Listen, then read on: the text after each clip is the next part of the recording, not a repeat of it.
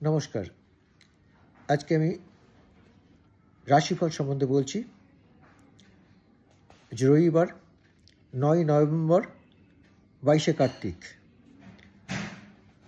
চতুর্থী, সকাল 9টা 54 পর্যন্ত। আচ্ছা, মেষ রাশির ফল বলছি। ভাতৃস্নেহ, বৃষ রাশি চাকরির সুযোগ, মিথুন রাশি সহকর্মী বিবাদ, কর্কট প্রণয়ভঙ্গ, সিংহ সমস্যায় জর্জরিত, কন্যা কার্যে অনীহা, তুলা চিকিৎসায় ভালো ফল, বৃশ্চিক কন্যার জন্য গর্বিত, ধনু জ্ঞাতিবিরোধ, মকর অসাধি পীড়া, কুম্ভ সন্তানের উন্নতি, মীন সঙ্গীতে সুনাম।